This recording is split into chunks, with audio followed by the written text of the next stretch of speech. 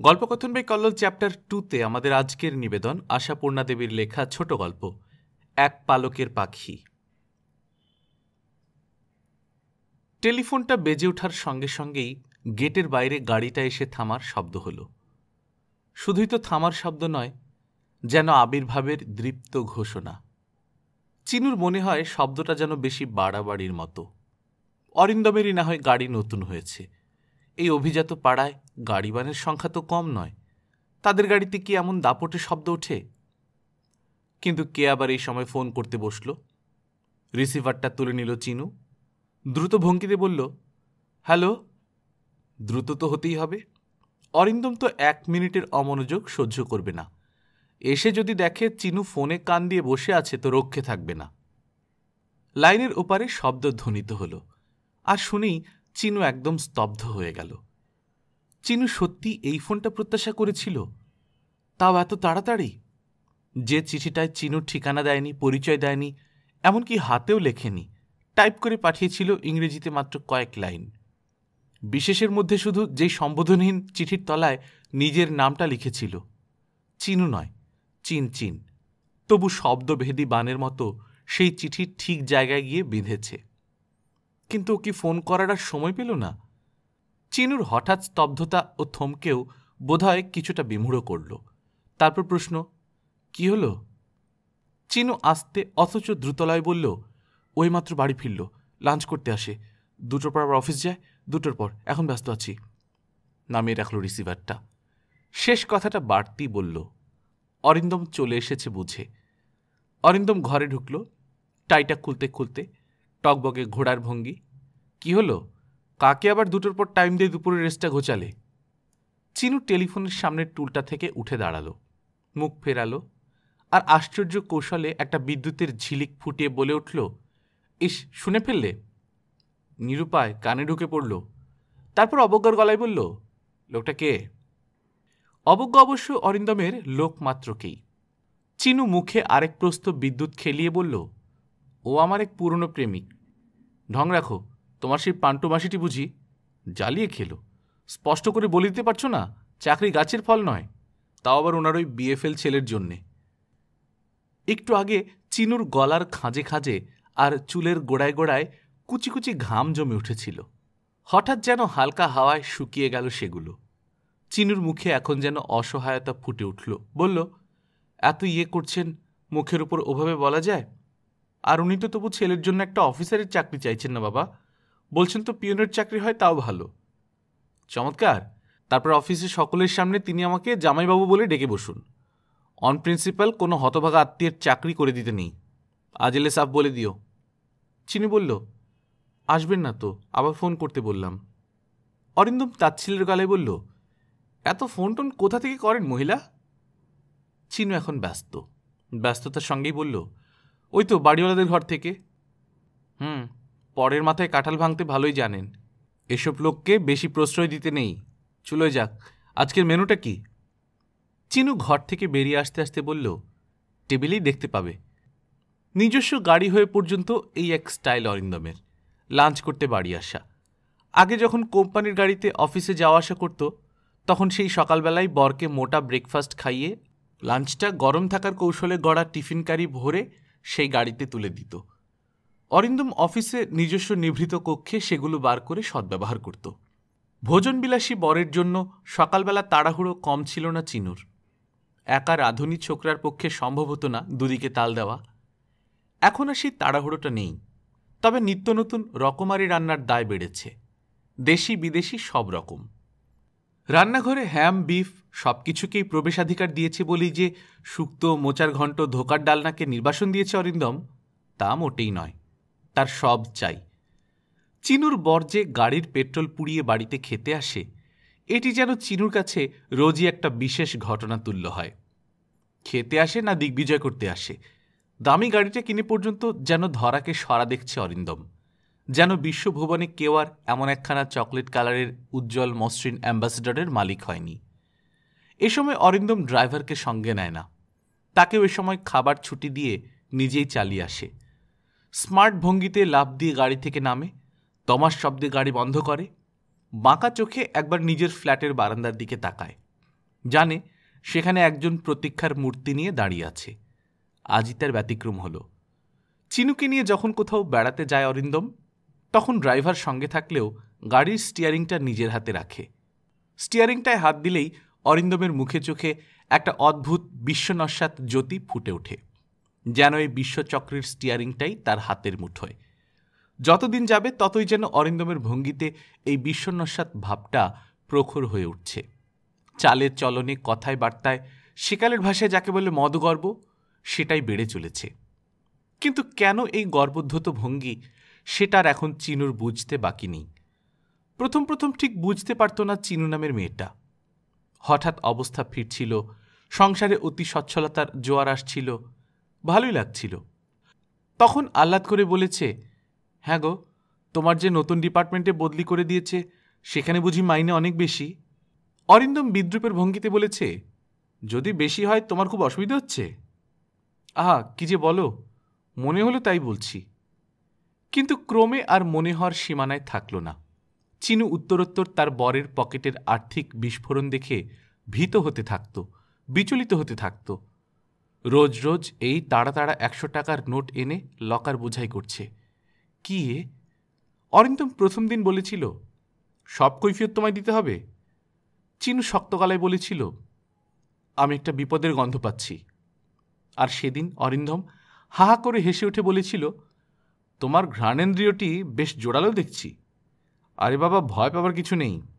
এইসব টাকা আমার এক বন্ধুর, একটা ব্যবসা ফেঁদে বেশ লাভ করছে। তা তোমার কাছে কেন? দেশে রাজ্যে ব্যাংক নেই?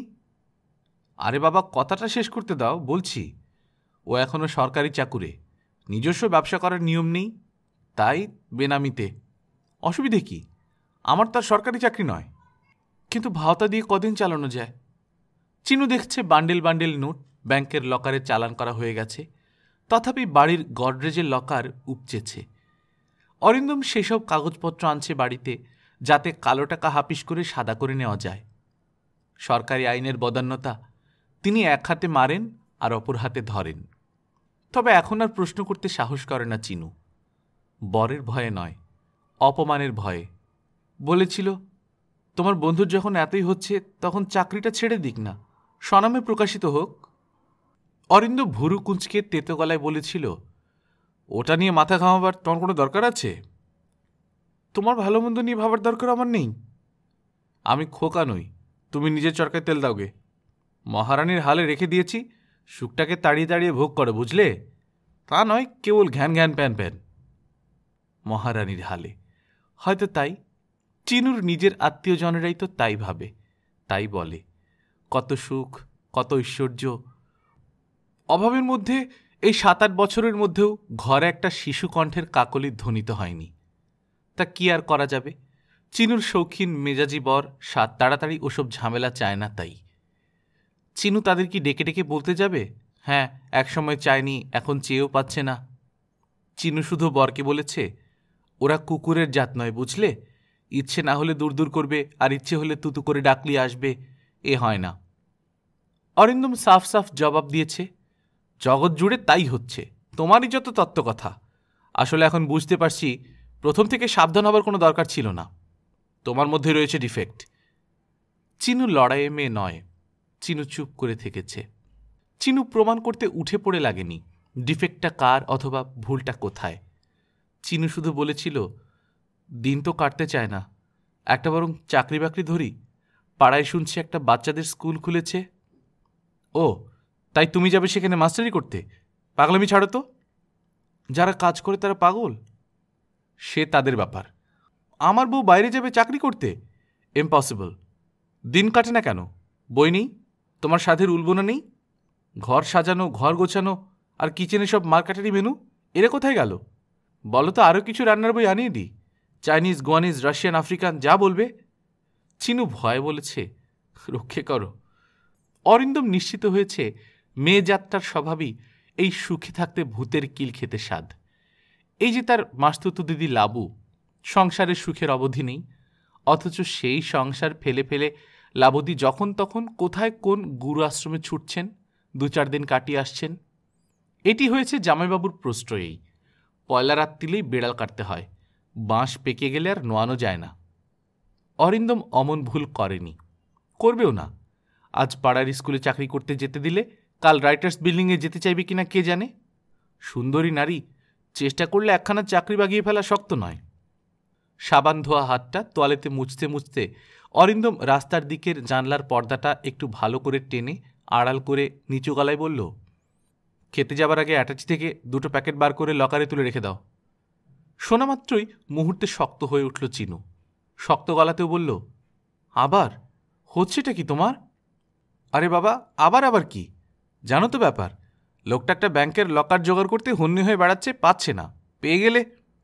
চিনুর মাথার মধ্যে চড়াত করে উঠেছে। চিনু ফেটে পড়ে বলতে যাচ্ছিল, ওই ছেলে ভোলানো গল্পটা আর কতদিন চালানো হবে? কিন্তু ফেটে পড়ল না চিনু, সামলে নিল নিজেকে। না, ব্যস্ত হয়ে কাজ নেই, উচিত শিক্ষার ব্যবস্থা হচ্ছেই। চিনু সন্দেহের আওতার বাইরেই থাকুক। চিনু তাই নিজেকে সামাল দিয়ে বলল, লোকটার কপালে দুঃখ আছে। অরিন্দম হালকা গলায় বলল, লোকটা তা বলে বোকা নয়, ঠিকই ম্যানেজ করে ফেলবে। চাকরিটা ছেড়ে দিলেই তো আর আইনের আওতায় পড়বে না। তা ছেড়েই বা দিচ্ছে না কেন? আরে বাবা, যতদিন চালানো যায়। তার মানে গাছেরও খাবে, তলারও কুড়োবে? যা বলেছ, কারেক্ট। কে বলে চিনুরানির বুদ্ধি নেই? যাক, দয়া করে কারো কাছে এসব গল্প করতে বসো না। কার কাছে আবার আমি গল্প করতে বসবো? বলল চিনু, আর মনে মনে একটি হিংস্র হাসি হাসল, যেই হাসিটার মানে হচ্ছে, গল্প করতে দেব না, প্রত্যক্ষ দর্শনের সুযোগ করিয়ে দেব। শিক্ষা হওয়া দরকার তোমার, একটু দরকার শাস্তির। তারপর মনে মনে ঈশ্বরের কাছে ক্ষমা প্রার্থনা করে বলল, ঠাকুর, ওর ভালোর জন্যেই, ওকে এভাবে ধ্বংসের পথে যেতে দেব না। ও একেবারে মাঝ নদীতে ভেসে গেলে ওকে টেনে তুলবার অবস্থা তো আর থাকবে না। ওকে একটা নাড়া দিতে হবে, চেতনা এনে দিতে হবে, ভুল শোধরাবার সুযোগ করে দিতে হবে। খেতে বসে অরিন্দম আরেকবার বলল, বান্ডেলগুলো তুলেছ তো? বা, তোমার সামনেই তো তুললাম। ও হ্যাঁ, চাবিটা কোথায় রাখো? কেন, বড় আলমারির লকারের মধ্যে, ব্যাংক লকারের চাবির সঙ্গে। আর কোথাও রাখতে হবে? না না, ঠিক আছে।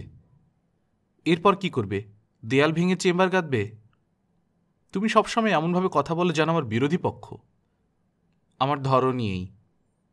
মৌজ করে নানাবিধ পদ খেতে খেতে অরিন্দমের হঠাৎ মনে হল, আজ যেন বউ তার প্রতি তেমন মনোযোগী নয়। বলল মুরগির পা চিবোতে চিবোতে, কি হলো আজ তোমার? কি হবে? কোনো কথার উত্তর দিচ্ছ না, খাচ্ছ না ভালো করে। মাথাটা ধরেছে একটু। একটু নয়, অনেকটাই, মুখ দেখেই বুঝতে পারছি। আবার আজই বেলা 2টোর পর কাকে যেন আসবার টাইম দিলে, বারণ করে দাও। আসতে বলিনি, ফোন করবে। তা সেটা তো রিসার্ভ হওয়া, তুমি না পারো, আমি বারণ করছি। তুমি ওদের ফোন নাম্বার জানো? কি আশ্চর্য, আমি কোথা থেকে জানবো? তুমি জানো না? না। চমৎকার, এখন উপায়? এখন আর কোনো উপায় নেই, শান্তভাবে বলল চিনু। তারপর যা করবার করল। বরের খাওয়ার পর হাত মুছতে তোয়ালে এগিয়ে দিল, হাতে মশলা দিল, বারান্দায় চলে এসে বাচ্চাদের ভঙ্গিতে বরকে টাটাও করল।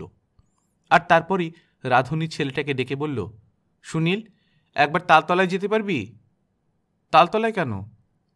সেই যে আমার এক মাসি আছে তালতলায়, পেন্টু মাসি বলি, তাদের একটু খোঁজখবর নিয়ে আয় না, অনেকদিন খবর পাইনি। বাস ভাড়া দিচ্ছি, গায়ে রোদ লাগিয়ে একটু ঘুরে আয় বাবা, খবর টবর জেনে নিস ভালো করে। ছেলেটা অবশ্য এইসব কাজে এক পায়ে খাড়া। যাক, নিশ্চিন্ত, এক ঢিলে দুপাখি মারা গেল। সুনীল চলে যেতেই হঠাৎ ভিতরে ভিতরে কেমন একটা অসহায়তা অনুভব করল চিনু। তারপর ভাবল, ঠিকই করলাম, এখন শুধু ঘড়ি দেখা। না, 2টোর সময় কোনো অবাঞ্ছিত ফোন আসবে না, আসবে একজন আকাঙ্ক্ষিত মানুষ। লোকটা এলো কাঁটায় কাঁটায় 2টোয়, লিফটের সুবিধা আছে, উঠে এসেছে নাম নম্বর মিলিয়ে ফ্ল্যাটের দরজায়। দরজা খুলে দিয়েই চিনু যেন অবাক হয়ে গেল। এই 7-8 বছরেও লোকটার চেহারার এতটুকু বদল হয়নি, তেমনি ঝকঝকে, তেমনি স্মার্ট। 2 পা পিছিয়ে এসে বলল, খুব পাংচুয়াল তো। যাক, তোমার ওর লাঞ্চ সেরে ফিরে যাওয়া হয়েছে? হয়েছে, এসো বসবে, চলো। ঘরে এলো, বসল। চিনচিন। চিনু কিছু বলল না, শুধু তাকালো। হঠাৎ এমন জরুরি তলব কেন? জরুরি কোথায়? শুধু তো লিখেছ একটু বিপদে পড়ে ডাকছি, সেটাই কি আমার কাছে দারুণ জরুরি নয়? চিনু শুধু আঁচল তুলে কপালের ঘাম মোছে, পাখার স্পিডটা বাড়িয়ে দেয়। তারপর বলে, আচ্ছা, একেবারেই বুঝতে পেরেছিলে? পারবো না? বাহ, আমি তো হাতের লেখাও খরচ করিনি। এই জগতে আর কার নাম আছে চিনচিন, যেটা শোনা মাত্রই কোন গভীরে চিনচিন করে ওঠে? তারপর চারদিকে তাকিয়েই হঠাৎই একটু হেসে বলল, কিন্তু বিপদটা কি? দেখে শুনে তো বেশ সম্পদের চিহ্নই চোখে পড়ছে। চিনু গভীর দৃষ্টিতে তাকিয়ে বলল, সেটাই তো বিপদ। আচ্ছা কুশলদা, তুমি তো সরকারের আয়কর বিভাগে কাজ করো না? আচমকা এহেন প্রশ্নের চমকে ওঠে কুশল। সাবধান করে দিতে চাই। ও, কুশল হাতটা সরিয়ে নিল। বলল, কিসে এত কালো টাকা করেছে তোমার বর? জানি না, আমায় তো ধাপ্পার উপর রেখেছে। ঘুষ ছাড়া আর কি হবে, ঘুষই। এখন যে ডিপার্টমেন্টে আছে। কুশল কথার মাঝখানেই বলে ওঠে, জানি কোথায় আছে। এখনো তুমি আমার এত খবর রাখো কুশলদা? কুশল একটু শুধু হাসল, তারপর বলল, এখন বলো আমি তোমার কোন কাজে লাগতে পারি? ওই তো বললাম, সত্যি বিপদে পড়ার আগে একটা ধাক্কায় ওকে শিক্ষা দিয়ে দাও।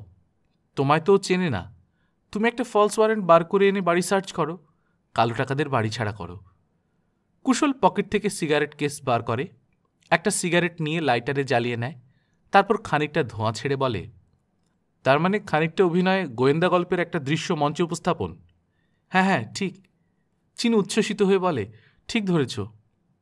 কুশল গম্ভীর গলায় বলে, কিন্তু চিনু, তুমি জানো তো আমি সরকারের চাকর। যদি অভিনয়ের বদলে ঘটনাটা সত্যিই ঘটাই? চিনু তার বড় বড় দুই চোখ তুলে বলে, তা তুমি পারবে না জানি। কুশল স্থির গলায় বলে, এতটা নিশ্চিন্ততা? নিশ্চয়ই। তারপর বলে ওঠে, আচ্ছা তুমি 2 মিনিট বসো, আমি একটু চা করে আনি। এই না না, থাক, চায়ের দরকার নেই, তুমি বসো। অমূল্য এই সময়টুকু বাজে খরচ করবে কেন? চিনুর মুখটা আবার লাল হয়ে ওঠে, বলে, আহা, অমূল্য না ছাই, কই একবারও তো ফোন করো না। সাহসের অভাব। চিনু হঠাৎ হেসে ওঠে, বলে, চিরকাল একরকম, কথার প্যাঁচেই যাক। তাহলে নাটকের একটি দৃশ্যে রাজি তো? কুশল সিগারেটটায় শেষ টান দিয়ে অ্যাশট্রে গুঁজে রেখে তাচ্ছিলের গলায় বলল, মশা মারতে কামান দেওয়া হবে না তো? কত টাকা করেছে তোমার বর? চিনুর মুখে আত্মপ্রসাদের একটি হাসি ফুটে ওঠে। গুনতে চেষ্টা করেছি, এখন আর করি না। তবে নেহাত বোধহয় মশা মারতে কামান দেওয়া হবে না। দাঁড়াও, দেখাচ্ছি। দোহাই তোমার কুশলদা, আমার জন্য একটু অভিনয় করো। এমন একটা দিন আর সময় বেছে নাও যাতে ও বাড়িতে থাকে। তারপর, ইস, ভাবতেই মজা লাগছে, তুমি যখন জেরা করবে, কি মশাই এসব টাকা কোত্থেকে এলো, তখন ওর চোখে মুখের অবস্থা কি হবে? আচ্ছা, নিজের চোখে দেখে নাও, দেখো এই বস্তা বস্তা টাকা তোমাদের আইনে পড়ে কি না। তাছাড়া ব্যাংকের লকারের খোল উপচে গেছে, আরও একটা লকারের খোঁজে হন্যে হয়ে বেড়াচ্ছে। এসো, ও ঘরে আমার সঙ্গে এসো। চিনু উঠে গেল। চিনু রাজহংসীর ভঙ্গিতে চলে এলো শোবার ঘরে।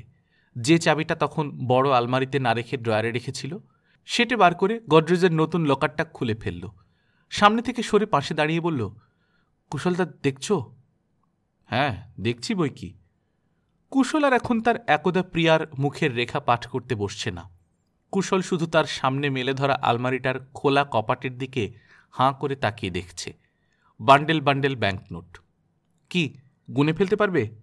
চিনু একটু কৌতুকের গলায় বলে, তুমি বরং সেই চেষ্টাই করো, আমি চা নিয়ে আসছি, দেখো নেহাত মশা কিনা।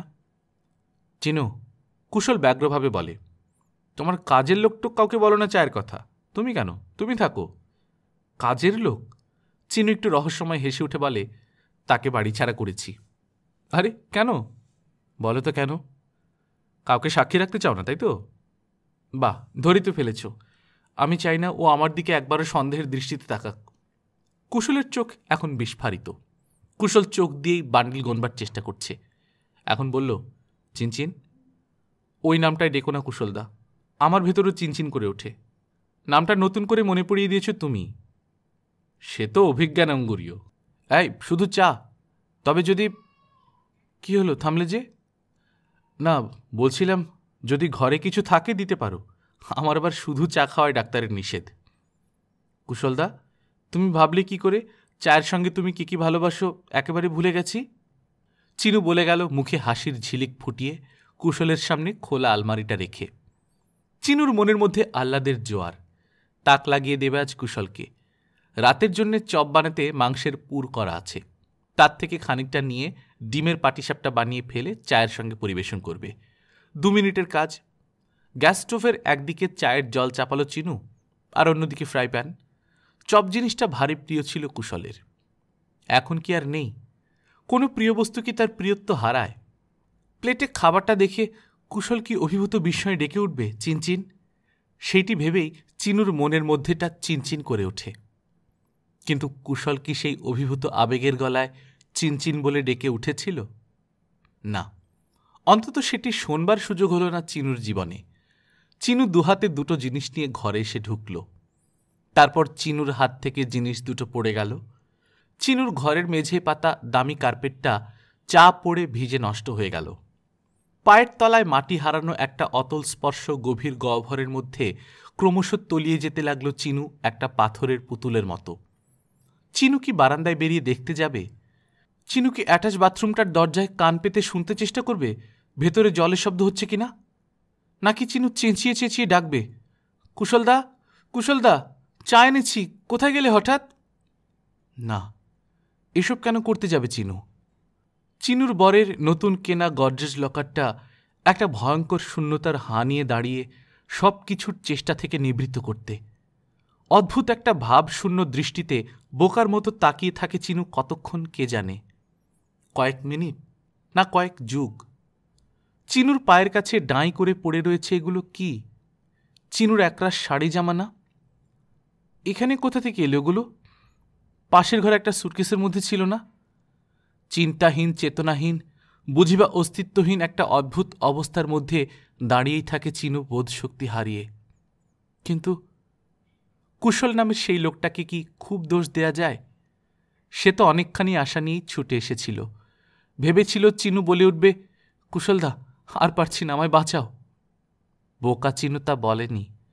বলেছে, কুশলদা, ওকে বাঁচাও। তার মানে চিনু তার মৃত ভালোবাসাকে ভাঙিয়ে খেতে চেয়েছে। কি দায় কুশলের একটা মরে যাওয়া ভালোবাসার ভস্ম শেষের বিনিময়ে মুঠো এসে পড়া অগাধ অর্থ ছেড়ে দিয়ে সেই বাঁচানোটা বাঁচাতে? চিনুও মারা পড়বে। উপায় কি? বোকারা মারাই পড়ে, স্বেচ্ছায় যখন আপন মৃত্যুবাণটা তুলে দিয়েছে অন্যের হাতে। গল্পকথন বাই কল্লোল চ্যাপ্টার 2 আপনারা শুনছিলেন আশাপূর্ণা দেবীর গল্প এক পালকের পাখি। আমরা নিয়মিত গল্প পাঠ করে শোনাচ্ছি। আপনারা যারা প্রথমবার মতো শুনছেন কাইন্ডলি সাবস্ক্রাইব করে নেবেন। গল্প পাঠ ভালো লাগলে বন্ধুদের সাথে শেয়ার করবেন। নিজে ভালো থাকবেন, আশেপাশের লোকজনকে ভালো রাখবেন। টাটা।